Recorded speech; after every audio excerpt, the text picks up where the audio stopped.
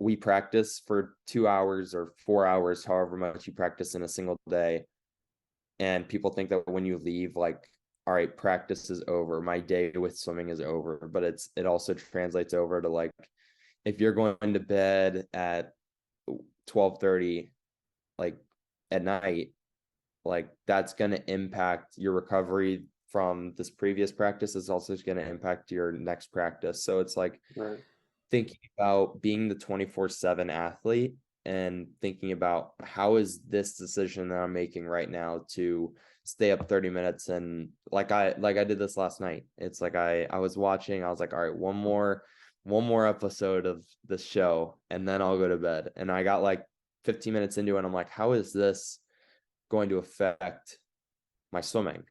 And it's like, I can watch this tomorrow and I'm going to go to bed now, get 45 more minutes of sleep. My name is Andrew Smith.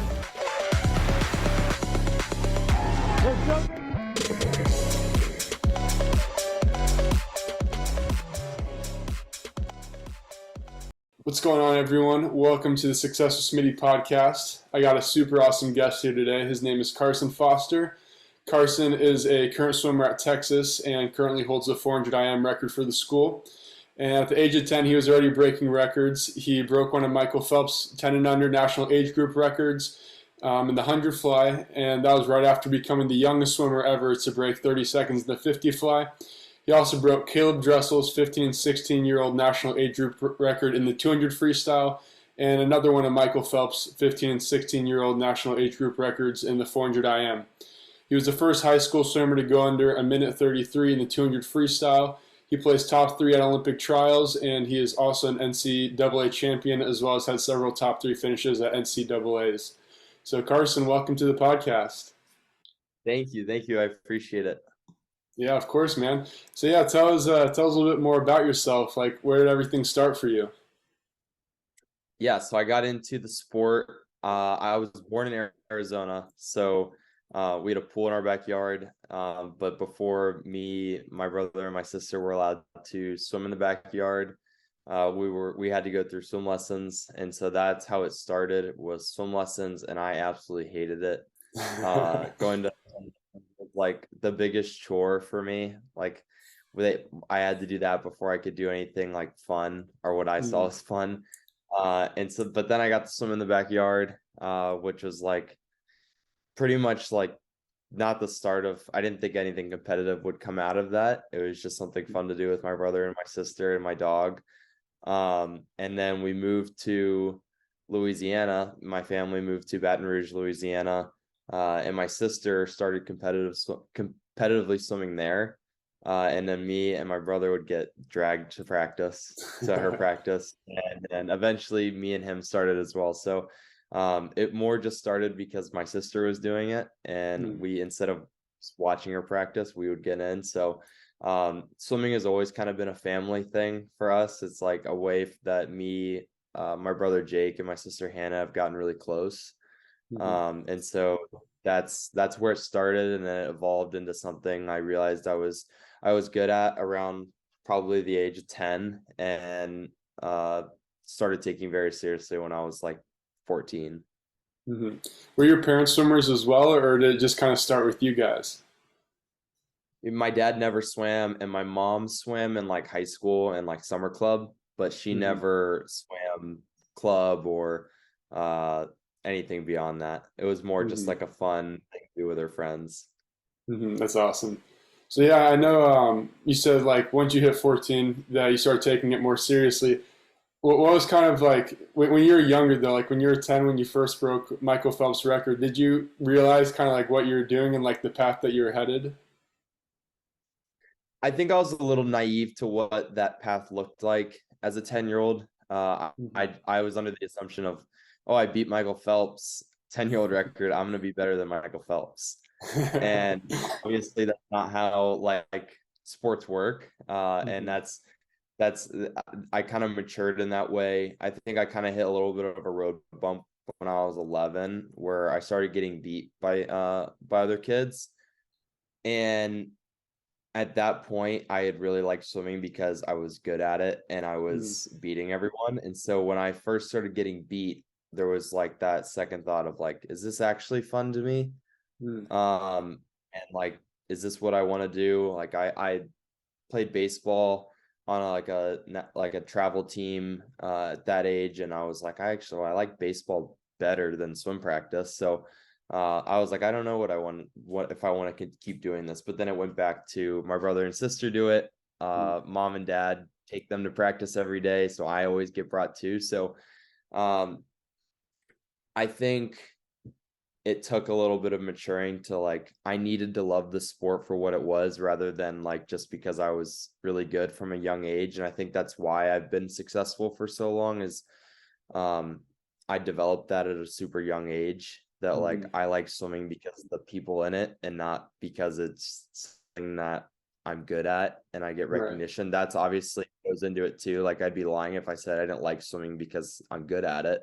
Mhm. It makes the practices a little bit easier to do, knowing that there's going to be some form of like almost like a reward at the end of the tunnel, or that's what we hope for. And so, but yeah, it's definitely, I think the longevity of success is probably attributed to me just loving the sport for the people in it, and then also just enjoying being in the water all the time. Mhm. That's awesome. I like that approach because, yeah, sometimes I feel like we can get caught up in like so much in the outcome and not just really taking the sport for what it is and doing it because we love it. Like we just actually enjoy being in the water or like the quality time with like your teammates and things like that, and not just like um, just the end result is like, okay, I have to, like, I'm only in here just for this reason, which maybe that still is like the case. Like, you're obviously there for that reason, but there's like a lot more to the sport than just like the end result. 100%, definitely. Mhm. How did you end up going to Texas? I know your brother I think went there first, right? He did. So, well, so I did all my visits at a really, really young age. Mhm. My sister's 2 years older than me, my brother's a year older than me. So my parents kind of knew that me and my brother would be going on recruiting trips and doing all that. So that we always kind of tagged along with our sister. So we saw a bunch of colleges before even like we really knew what recruiting or the recruitment process was like. And we kind of had an idea of like, oh, I like this. I didn't love this. And then when Jake started his recruiting process, that's when I also started tagging along. Like that's when I was like, the coaches would be able to talk to me as well because we were on campus, and back Mhm. then the rules were a little different. Um, but so I did all my visits with Jake. I was a sophomore, which is that's not even allowed anymore. They changed the rules. And so like it was super young. I didn't even really know what I wanted. Uh, but I knew I wanted to be going to the same school as Jake. And so we looked at a couple schools. We looked at Florida, Texas, Stanford, and Cal. And Texas was really the only one we overlapped on, like where we both left and we are like, I could definitely see myself there. And um, so then it was a basically a waiting game. He committed first, and once he committed, I was like, all right, that's where I want to go. Mhm. And I'm gonna follow him there. And so yeah, that's how it came about. But like obviously the things that went into that decision for both him and me were like one, we both wanted to go to school together. Two, the coaches and the culture on the team were just like stood out to us from the minute we got on campus on those trips. And also like living in Austin, Texas, like there's not many places I'd want to live other than here. So that those are like the kind of the big things that went into that decision. That's cool, man. What is like? I've heard Texas has a really awesome culture. How do you think? Like, what makes the culture so good there? It's a mix of guys who try and see how I can put this. It's like it's very unique because it kind of combines a couple different things that are very different. So like you can't be half in, half out in this Mhm. program. It's too hard, and the people here will hold you to a level of accountability where if you drop below it, you're going to get called out. Mhm. But at the same time, there's everyone on the team realizes that like relationships and the friendships is why the sport is special. So it's a combination of like accountability, yet everyone on the team is like doing something fun outside of swimming on the weekends. That we're all hanging out together. Obviously, it helps. We're in a place like Austin where there's a lot to do. Yeah.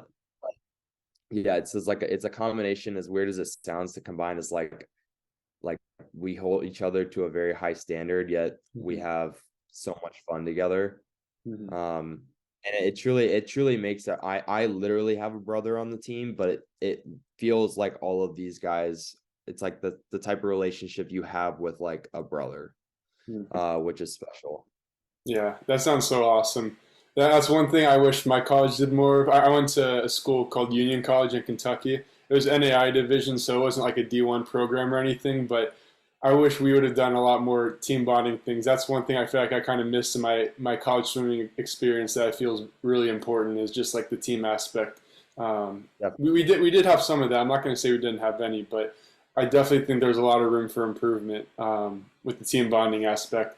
That's awesome. I love that holding each other to a higher standard with everything that you guys do, and just holding people accountable. I think that's so important in any sport. But Yeah, it's special. yeah, what actually, well, I know a lot of coaches, especially like in the swimming world, they have like a lot of famous sayings. Do any of the coaches there have like a famous saying that they'll say all the time? Um, though Eddie will make the comment, this only works if you do. Hmm. Basically saying like if he gives us a set, if we're not gonna go like what they asked us to go, we're not gonna get anything out of it. Or like they'll say that about Christmas training, this only works if you do. That one really sticks to me because I'm like, that's like the one where it's like, all right, that like I have to go on this. Yeah. Or like I have to really work this. I don't know. There's not much. Honestly, the like something that makes this place so fun is that it's so like spontaneous. Like it's like Eddie will come in and say something so random to practice, and everyone's just like, I don't no idea where that came from. Or like someone will come up with like the craziest would you rather. It's honestly every day is something new at Texas, which is it keeps you fresh. Like it keeps it like it's hard to get into like it's hard to get tired of coming to practice when every day is kind of like a new conversation, something funny is happening. Keeps everything fresh. Yeah, I could see that. Well, how do you like, I guess, what are some things that you guys do besides obviously some, like you're saying that your coach always brings kind of something new every day, but how do you keep it fun in practice? I think just it goes back to the culture of like since you do have like the relationship with the other guys on the team, like practice is my favorite part of the day because I get to go hang out with my friends. And Mm. so it's practice is never really something like I'd be lying if I said like I get excited to do the really hard sets. Like Hmm. that's never gonna get easier. Um, but going to practice and hanging out with my friends and um being able to like literally the whole team shows up about like 30 minutes before practice, which I feel like is so rare. Like everyone's Yeah. coming showing up that early just to hang out with each other. Mm. And so it's no one really thinks about like the how hard it is day in day out because it's just part of our routine, and we get to hang out with each other, so that's what makes everyone happy. That's so cool. Yeah, I don't think I've ever heard of like a whole team consistently showing up 30 minutes early. That is pretty awesome. 'Cause I'm big on Yeah. that too. Like I'm big on always showing up early to things. Like even for me, like when I go to practice, I always make sure I'm. Well, I don't want to give away too many of my secrets if my teammates listen, but I always try to make sure I'm the first one at the pool. I'm not going to say what time I get there, but it is more than 30 minutes early. But what has it been like training with your brother? has he kind of brought like the competitive edge out of you? Just because I know like brothers a lot of times where it's like, oh, I want to beat like my older brother, or if like you're the older brother, like I can't let my little brother beat me, stuff like that. Has that really brought that competitiveness out of you, training with your brother? It used to when we first were the first time we were ever in the same group together, when we both truly focused and cared about the sport was probably when we were 13 or 14. Mm-hmm. Maybe 12.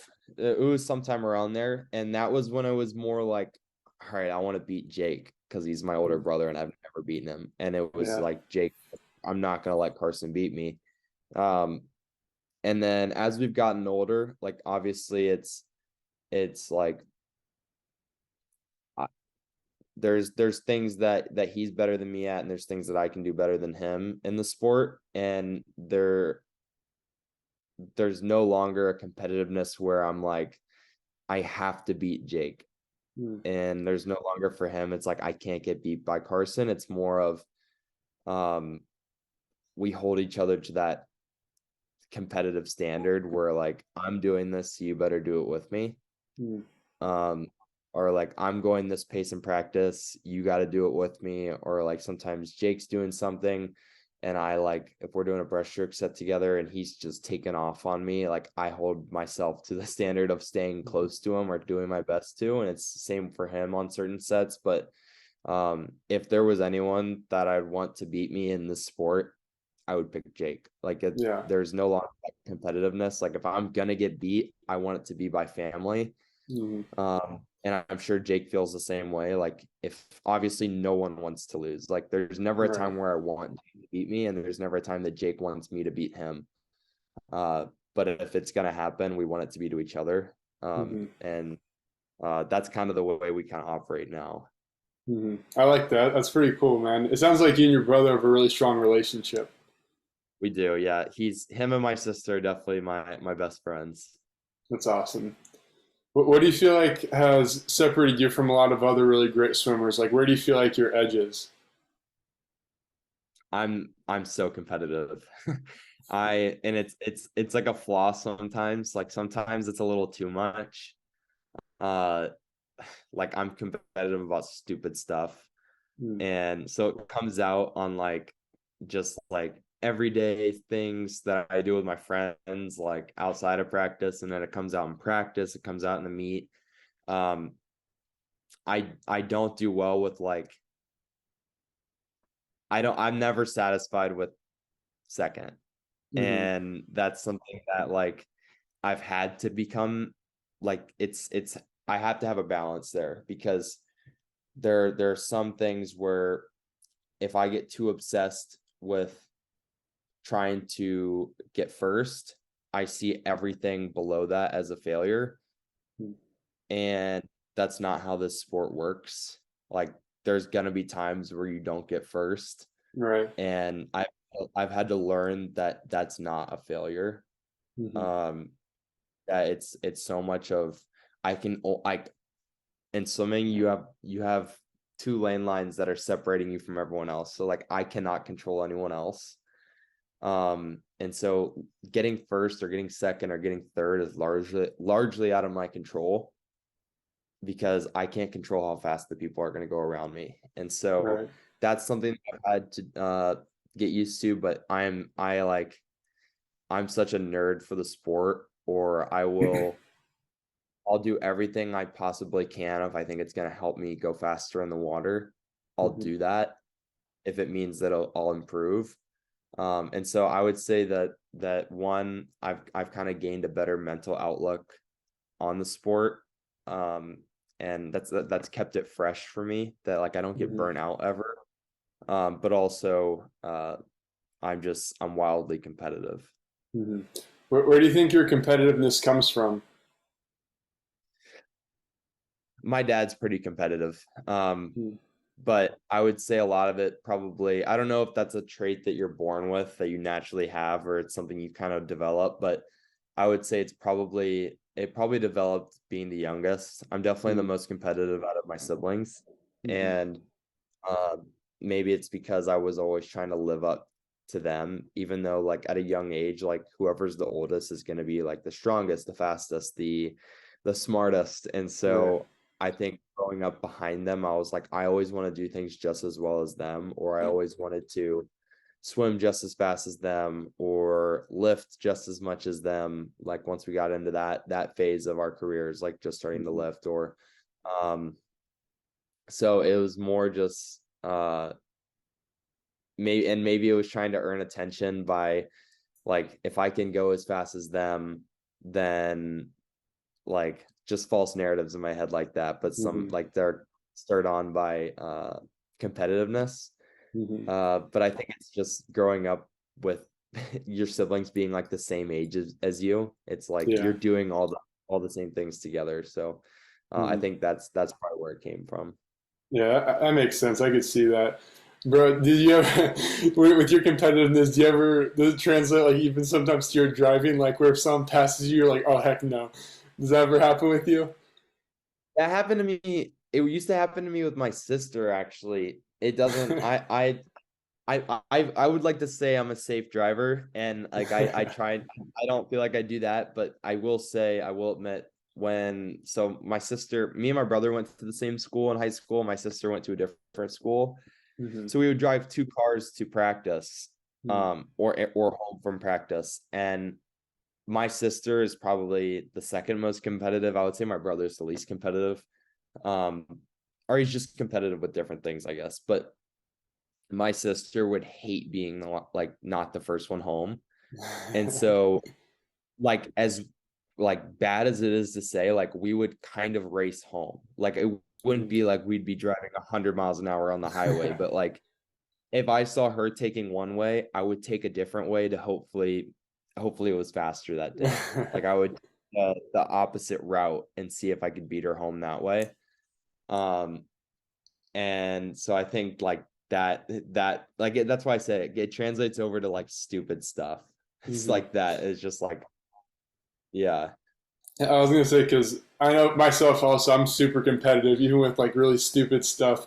And that was one of the things that I would struggle with sometimes. Is like if someone was passing me on the highway or something, like unless they're going like 100 miles an hour. But if they're like someone passing me, I'm like, oh really? We're gonna do this now? And then I'll start like going faster or stuff like that.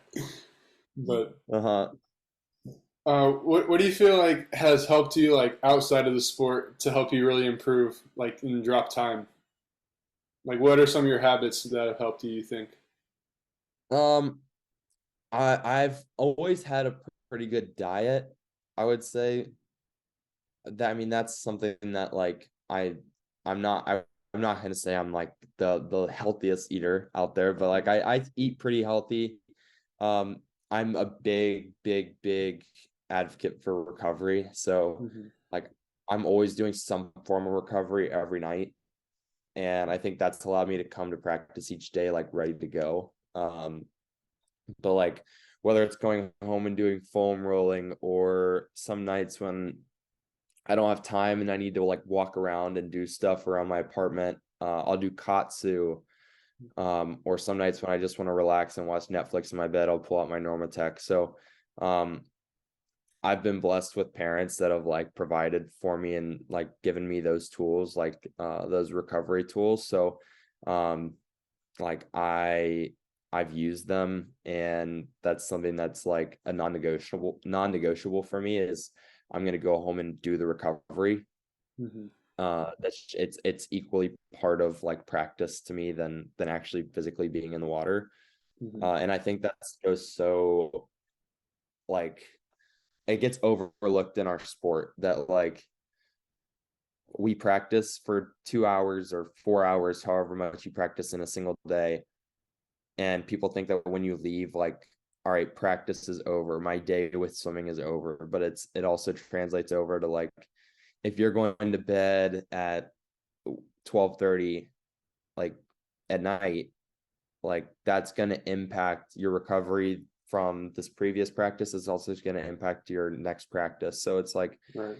thinking about being the 24/7 athlete and thinking about how is this decision that I'm making right now to stay up 30 minutes. And like I did this last night. It's like I was watching, I was like, all right, one more. one more episode of the show and then I'll go to bed. And I got like 15 minutes into it and I'm like, how is this going to affect my swimming? Mm. And it's like, I can watch this tomorrow and I'm gonna go to bed now, get 45 more minutes of sleep. So just always being conscious of that type of stuff. I feel like that's one of my strengths in the sport, is that like I care so much. It goes back to the competitiveness. Like I'm always thinking about ways I can be better, and that stuff never really slips my mind. I like that. That's a really good way to, I guess, outlook to have, is like, how's this gonna affect me like tomorrow, or how's this like, and also just having the awareness of like, okay, I can always watch the show tomorrow. Like it's not gonna disappear. I'm never gonna get the chance to see it again.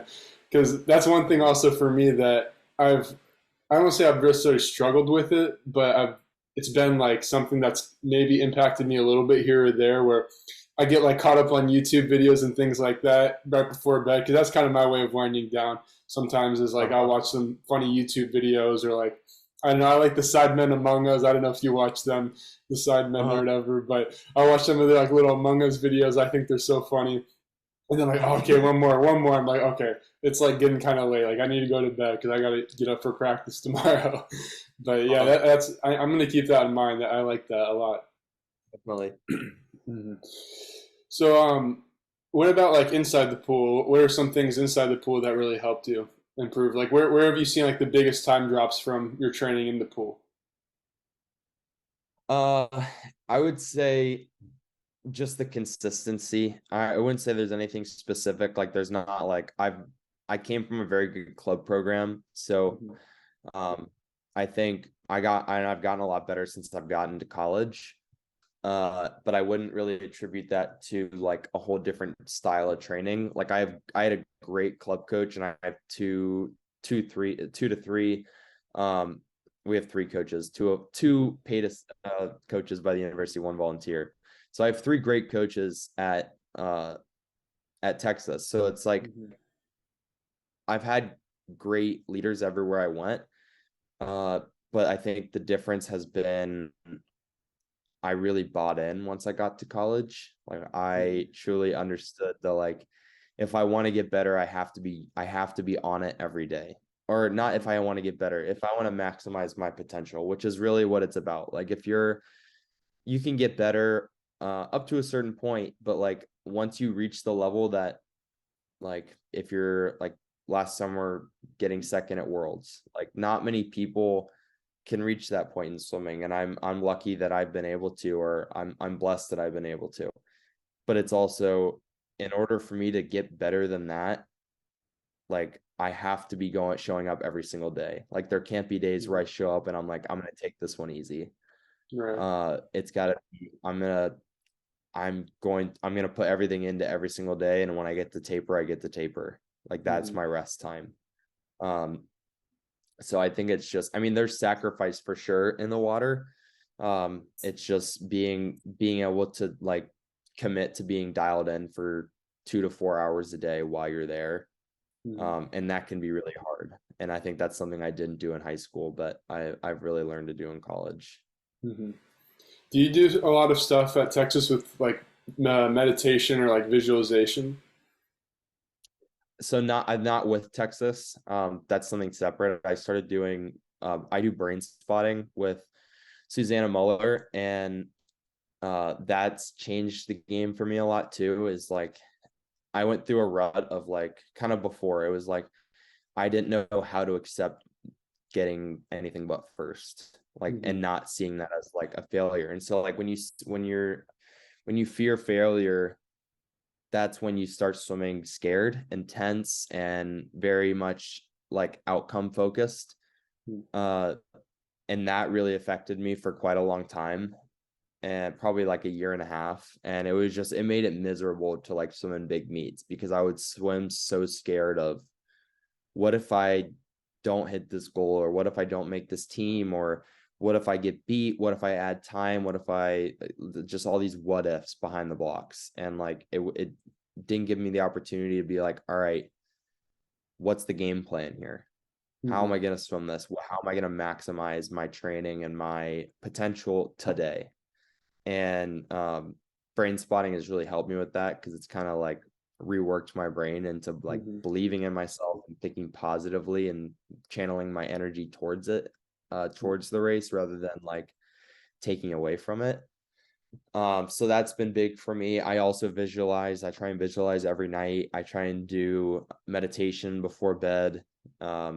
So that's yeah, it's kind of goes into being the 24-hour athlete. Like all these things, yes, they take time, and sometimes I'd rather watch TikTok or Mhm. YouTube or Netflix, but sitting down and doing this stuff and taking about 45 minutes a day to do all that stuff is what's going to change my swimming. And so that's what you just got to commit to doing. Yeah, definitely. Wait, what is brain spotting exactly? I'm not too familiar with that.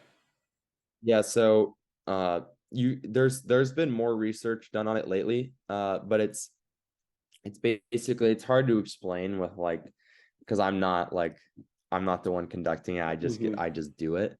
Um, so if you go to her Instagram, and I have a post on my Instagram from back in July that Hmm. explains it in better detail, but it is essentially like purposely feeling the emotions that you want to get rid of and then just like focusing on them so much to where it neutralizes it to where you can think about what you're scared of or what's causing you anxiety or what like my self-doubt going into a race would be Hmm. and to the yeah, like you focus on it and meditate on it to the point where when you think about it again there's no emotion attached to it, it's just there.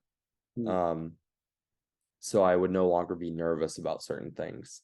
It's Wow. crazy how it works. And like when it first got explained to me, I was like, I don't know about that. Hmm. Like I was like I don't know how that would work, and I don't know about me. But I gave it a shot, and it truly does work. It is incredible.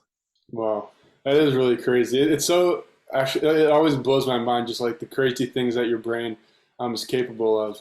Like, have you heard of a guy named Dr. Joe Dispenza?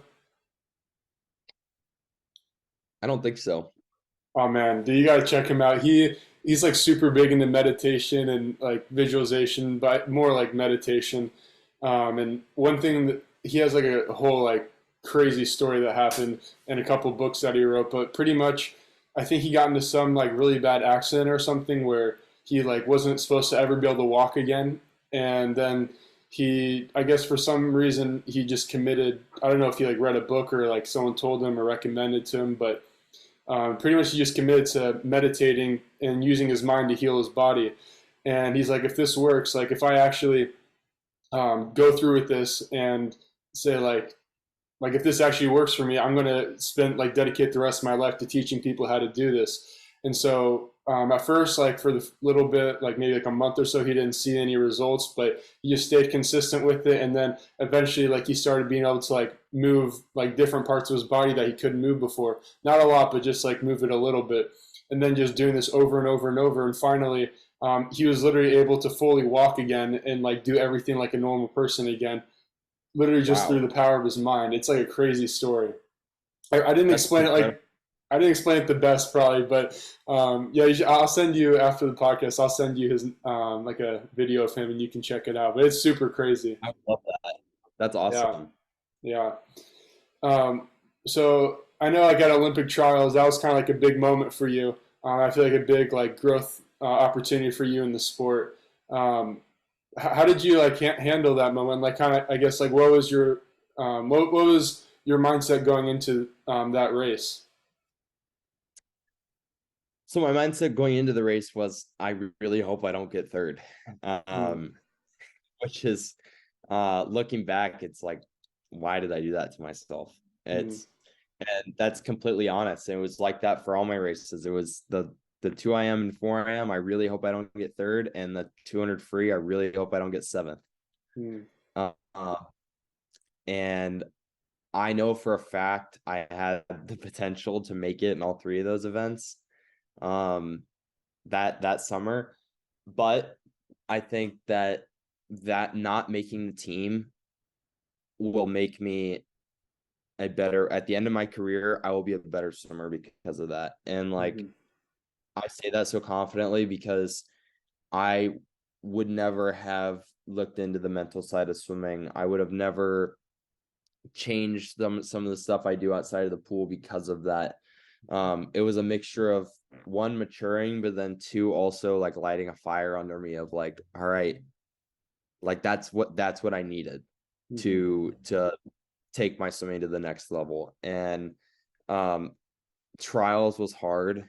That was probably the most emotional, like physically, emotionally draining week of my life, and then Mm-hmm. followed by a very like dark month afterwards of like this idea or this goal that you have, and you feel you're so close to it, and Mm-hmm. then it just like you miss it and your opportunity's gone, Yeah. and for 3 more years, and then you get 7 more days to try and hit that goal. So Mm-hmm. um I struggled a lot with that, and I think uh that that experience like grew me as a person, as a swimmer.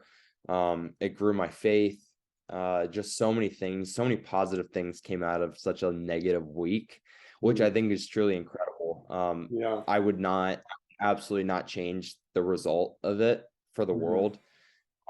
As hard as that is to say, I would love to say I'm an Olympian right now. And Mm-hmm. like, you get asked that, like being a top level swimmer, like when people who don't like know the sport as well, when you cross paths with them, their first question is always, "Oh, did you go to the Olympics?" Yeah. Uh, and that's always a really hard answer for me. I'm like, no, I didn't. And I'm never like, I actually missed it like by like point two, or Yeah. like I just, no, I haven't. That's the goal though, and Mm-hmm. that is hard, Mm. especially because of how close it was. Right. um but I wouldn't change that result, because there are so many great things that came from that and that are still coming from that, Mm-hmm. that I'm on to the next. I'm going to use that for the next couple Olympic trials that I'm competing in.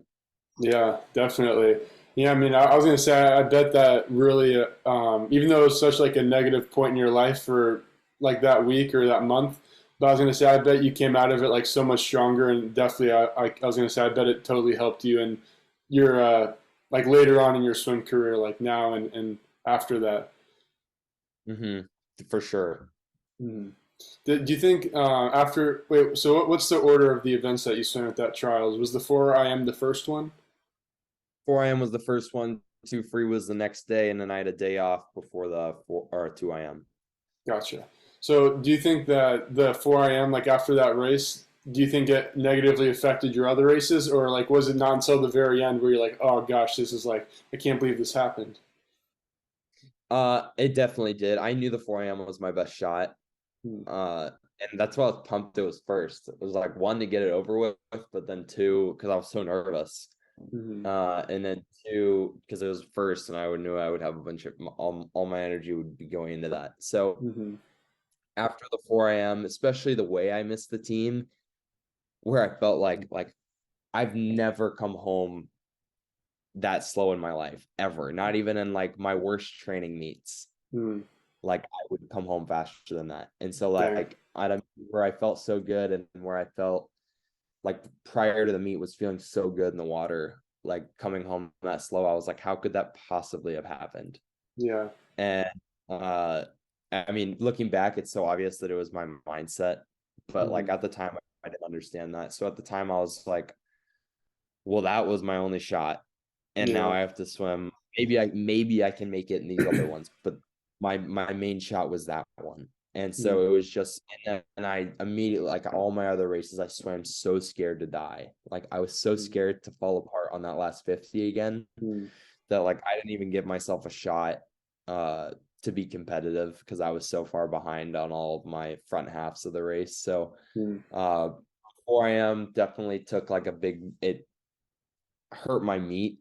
Uh, Yeah. but I think I would like to think that's understandable, especially for a Yeah. 19-year-old, Right. that it like rocks my world in a matter of like 4 minutes and 10 seconds. Like changed my entire next like 2 months. Which is wild to say, but Yeah, I mean that's part of the journey to winning is a lot. Sometimes you have to have those really big road bumps, and those things are the thing that you actually needed that you probably didn't realize until they come up that are what take you to the next level, like you said. definitely. I actually had a similar experience to you, but on a lower scale. I wasn't at Olympic trials, but it was my national meet for college, and it's actually really similar to because you're saying like you kept thinking, oh, like I just don't want to get third, like I don't want to get third, and for me it was okay. I want to really make sure I hit this flip turn. If I hit this flip turn, I know like I'm going to break my school record in the Uh-huh. relay for the 50 backstroke because I was already super close to it, and at conference like I just barely missed it, and I was like, okay, like I know I can clean this turn up, and I really worked on that for like the last 2 or 3 weeks before nationals, and I was like, okay, like I'm behind the block. I actually feel like really good, ready to go. Like I feel like the little bit of the butterflies and stuff. I feel locked in, but then the only thing is I just kept thinking in my head, okay, if I hit this turn, I know that like the way I've been doing it in practice, I know like the rest of the race will take care of itself. But that's all I was thinking about. And so I had a really good, like, I had a great start. I had great underwaters breakout. But when I got to that turn, I kind of like paused, like, oh, frick. And then, like, because I was so in my head just thinking about making sure I hit it right. And then when I pushed off, I literally, like, barely hit it. Like, I hit it with just barely, like, the balls of my feet and, like, my toes. And so I did, like, 12, like, I was just ripping dolphin kicks as hard as I could. I did, like, 12 kicks and barely got halfway. Like, that's how bad of a push off it was. And then I came up and swam, and yeah, I didn't break it, and that was one of the races that really haunted That's the me. worst. Like, yeah. But that was definitely one of the bigger lessons in my swim career too. Is just don't like you can't think behind the block. Like you can't focus on what could go wrong or what you want to go right. Like you just have to trust your training at that point and just go for it. Exactly. Mm-hmm. Do you think that the that 400 AM was that probably like the biggest lesson that you learned in swimming so far? I think so. I think it was probably the most defining moment I've had so far in my career. Mm-hmm. Just like where if I had to pinpoint one thing that happened to me that kind of changed everything else, I would say the 4 a.m. at Olympic trials was definitely probably that moment. Mm-hmm. But I also think that in the months following that, just like that's when I kind of learned all my habits, my good habits that have kind of what made last summer so good. Mm-hmm. Um, and know what's kind of continued to go right for me the past couple months. And so yeah, I would say the biggest lessons I've learned in the sport have stemmed from that meet. I don't know if the 4 a.m. in general, but just that meet. Mm-hmm. Definitely. So I have one more question before we get into, or I call them like our speed questions because I ask them at the end of every podcast. But you may not know the answer to this question because it's kind of like it's a pretty tricky question. But so I started swimming at 14 years old, so I started pretty late compared to like most swimmers. And I personally don't think like I'm a talented swimmer. I just think I've worked really, really hard to get to where I am. But like, how does someone who like is it possible even I guess for someone who's not like the most talented in the sport to beat someone who is really talented like naturally even if they both work like really hard like what how can someone I guess beat someone more talented than them like that? That's 100%. I mean, first before I answer that, yeah, it's 100% possible. And I've gotten to witness that firsthand. Um, I'm not like I will say I feel like I have been given a lot of talent.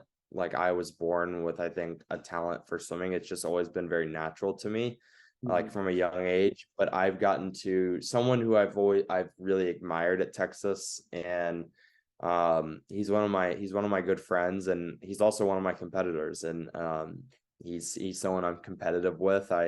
He holds me accountable. I hold him accountable, but David Johnston is someone at Texas who, like, just looking at him and just listening to his journey through swimming, like, he's not someone who was just like uber talented from the young age, like from a young age. He's someone that he is so driven to be better and to be the best, that what I was saying earlier about always trying to do everything possible to make myself a better swimmer.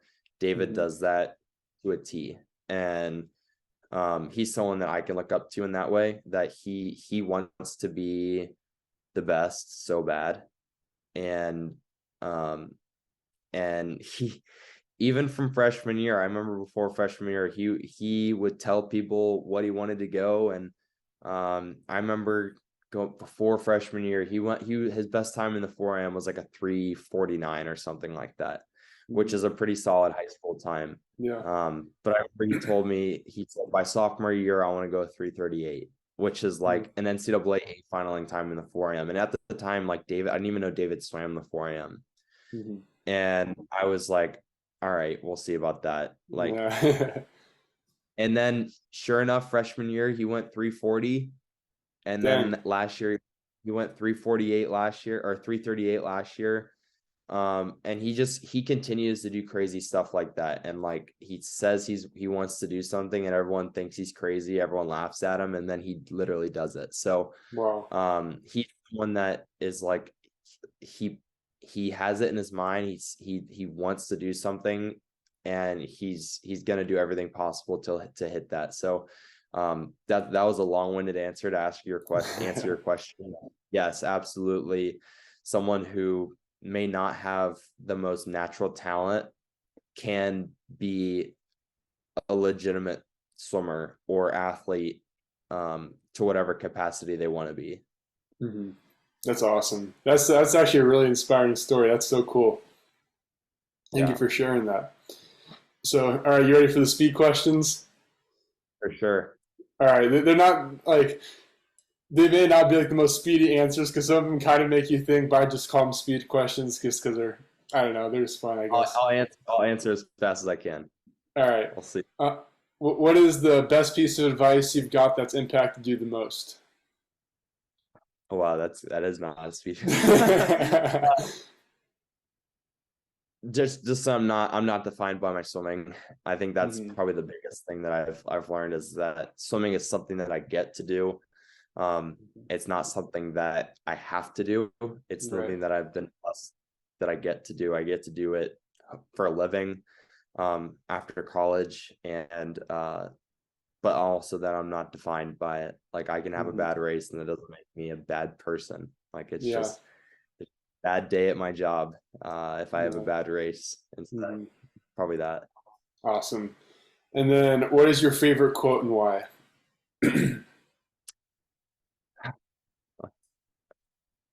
I'm gonna go back to, I don't know, just because I'm unprepared. I don't know my favorite quote. I'm gonna go with "It only works if you do," from Eddie, the one I shared earlier. Yeah, I like that one because it really makes you hold yourself accountable. Also, like it's really like makes you take ownership of your results, pretty much. And then, what book do you recommend that everyone should read? This one, "Live No Lies." I have it right here. I've never heard of that. What is that one about? John Mark Comer. It's similar to kind of what I've been talking to, or my piece of advice is just like, so much of the thoughts that we have in our head that cause anxiety or frustration or all of that stuff that can be so prevalent in high level sports or just anything in work and life. A lot of them we make up in our own minds, and have no like factual like evidence behind them. We just make them up out of fear. And so it's just kind of recognizing that, and yeah, I'm like halfway through it. I'm reading it with a friend and a mentor. So I would definitely, I'm not done with it yet, but it's definitely, it's an awesome book. That's awesome. That does sound really good. I'll have to check that one out. And then, do you have any like shout outs or call outs? Shout out to Grant House for connecting us. Yeah, definitely. Grant's awesome. I love that guy. He's so fun to be around. Yeah. And then, where can people find you, like if they want to connect or to follow your journey? My Instagram is probably the best way. I use Twitter, but only really to follow the Bengals news. Bengals news. So my Instagram's Carson 24 Foster. I'm pretty active on it, so that's probably the best way. Okay, I gotta. This question is not one of the speed questions, but are you a Kobe Bryant fan? Uh, yeah, I'm not a basketball fan, so Oh, I'll okay. preface that. I respect Kobe and the Mamba mentality and all the stuff that's come out with him and everything that he's done in his sport. Absolutely. Do I know much about his basketball playing style? No, I don't. Okay, I was just curious because you had 24, so I was wondering if that was why, because you're like a Kobe fan or something.